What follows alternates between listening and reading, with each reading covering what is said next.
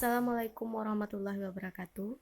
Nama saya Rana Desi Putri, NIM 18230040, jurusan akuntansi. Baiklah, saya akan mereview jurnal internasional yang berjudul Pengeluaran Pembayaran Berbasis Saham dan Dampaknya pada Inggris yang Besar. Pembahasan teori.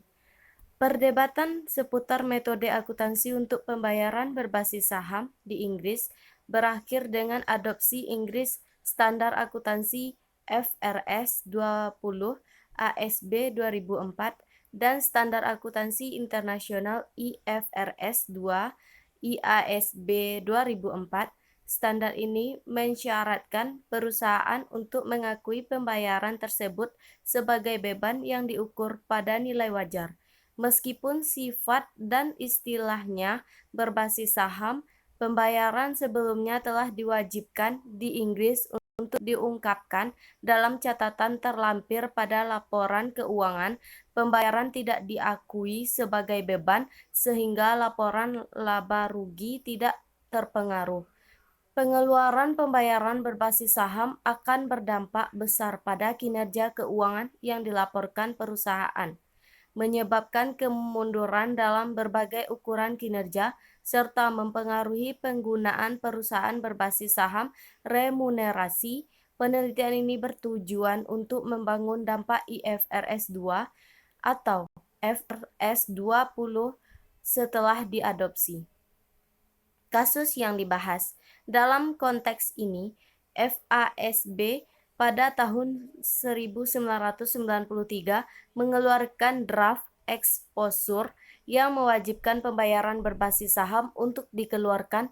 Dalam prosesnya menarik banyak oposisi dari perusahaan.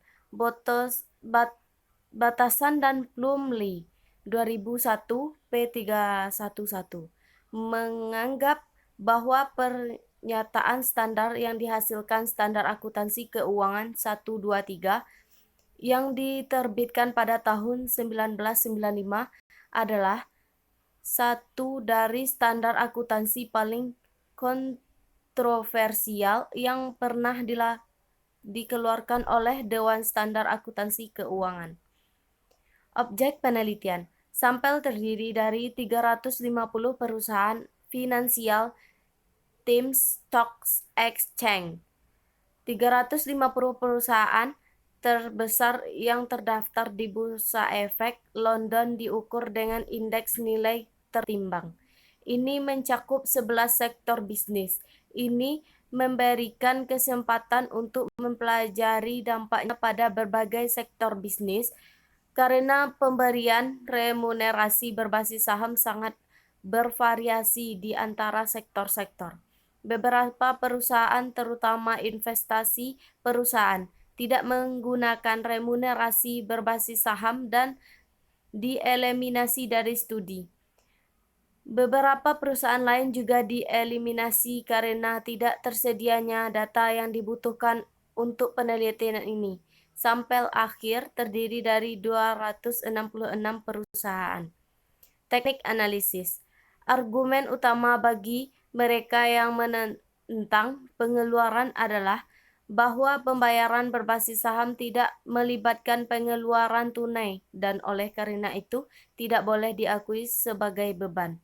Mengacu pada hipotesis pasar yang efisien, beberapa orang berpendapat bahwa pengakuan menambah sedikit nilai untuk pengungkapan. Namun Chotter dan Zimmer, di antara yang lain, dan persepsi investor suatu jumlah menjadi kurang andal ketika diungkapkan dalam catatan yang dilampirkan pada laporan tahunan daripada diakui di laporan keuangan. Biaya hasil penelitian. Biaya opsi relatif terhadap beberapa variabel digunakan dalam studi sebelumnya. Botosan dan Plumlee 2001, Chalmers and Godfrey 2005, Street and Cireola 2004 untuk menilai dampak keseluruhan dari Pilihan pengeluaran untuk gabungan tahun 2005 dan 2006. Penggunaan variabel serupa membantu untuk membandingkan dampak aktual setelah pengeluaran menjadi wajib dengan studi sebelumnya. Beban opsi mewakili rata-rata 0, 91% dari pendapatan perusahaan relatif terhadap total aset. Biaya opsi berjumlah 0,43%. Ini sangat mirip dengan hasil Australia yang dilaporkan oleh Chalmers dan Godfrey 2005 yang menemukan biaya opsi rata-rata sebesar 0,56% relatif terhadap total aset.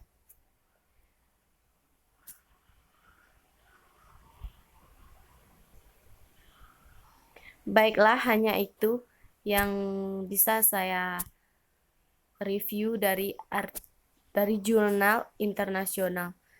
Assalamualaikum warahmatullahi wabarakatuh.